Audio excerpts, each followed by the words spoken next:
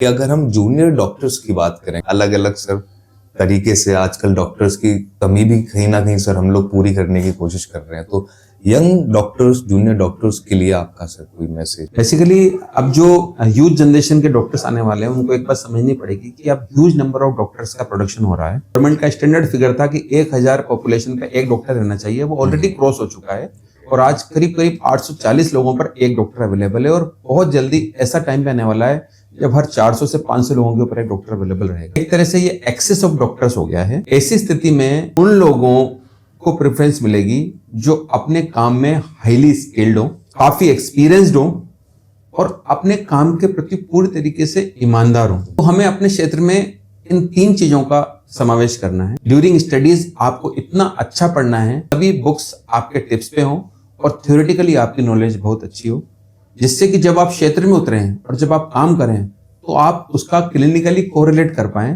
कि ये चीज मैंने बुक में पढ़ी थी और अब मैं देख रहा हूँ पेशेंट को यही चीज है। किसी सीनियर के अंडर में 3 to 5 ईयर का एक अच्छा एक्सपीरियंस, बढ़िया एक्सपीरियंस के साथ स्वयं प्रैक्टिस करने के लिए मार्केट में उतरेंगे तो अगली जो सबसे इंपॉर्टेंट चीज रहेगी आपके लिए वो रहेगी मेहनत और ईमानदारी। आप जब मेहनत करें तो उस समय दिन रात, सुबह शाम, पर्सनल टाइम, पर्सनल लाइफ, ये सब चीजें नहीं देखनी है। अगर आपको सफल होना है तो ये चीजों को देखना छोड़ना पड़ेगा। हमारे समय में भी हम जब काम करते थे तो 15-15 दिन तक मुझे पता है मैं घर नहीं गया हूँ, 15-15 दिन तक, यानी कि सुबह से लेकर शाम तक। कई बार ऐसे मास कैजुअलिटीज आती थी जिसमें मैंने लगातार 70 से 80 सर्जरीज बिना रुके हॉस्पिटल में रहते हुए किए हैं, जिसमें 15-15 दिन तक मैं या तो घर गया नहीं या फिर घर जाके 1 घंटे में वापस लौट आया। इस डेडिकेशन के साथ आपको काम करना पड़ेगा। उसके बाद जो अंतिम चीज आएगी वो आएगी ईमानदारी। अपने क्षेत्र में पूरी तरीके से ईमानदार रहें। मरीज के एंड पे खड़े होकर सोचें कि अगर मैं मरीज होता तो मेरे साथ अगर ये बर्ताव हो रहा होता, मेरे साथ ऐसा ट्रीटमेंट हो रहा होता तो मुझे कैसा लगता।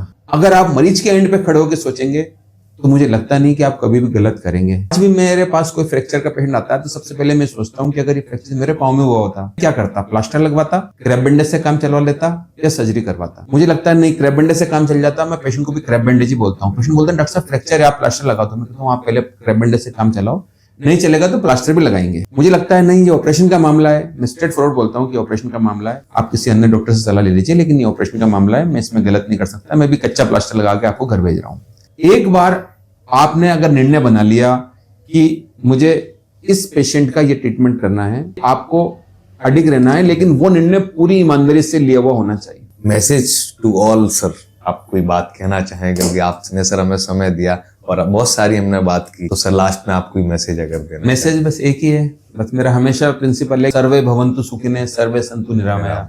यानी कि बस ईश्वर से दुआ करें कि हमारा जो पूरा देश है वो प्रगति राह पे चले और हमारे देश का एक एक व्यक्ति स्वस्थ हो और सही राह पे चले। देश में जो अपराध हो रहे हैं वो रुकें और हमारे देश के नागरिकों को एक अच्छे सिटीजन सेंस डेवलप हो, अच्छी हायर एजुकेशन लें और सब एक दूसरे के साथ प्यार से रहें। कोई लड़ाई झगड़ा, ऊंच नीच, छुआछूत से लेकर किसी तरह की कोई बात ना हो और हम पूरे एक परिवार की तरह पूरा देश और इवन पूरा विश्व एक रहे, ऐसी मेरी कामना है। बहुत अच्छा लगा। कन्वर्सेशन की शुरुआत ही हमने की थी उदार चरिता नाम तो वसुधैव कुटुंबकम। आपका सर, आपने समय दिया एंड थैंक यू ऑल, आपने हमारी बात सुनी।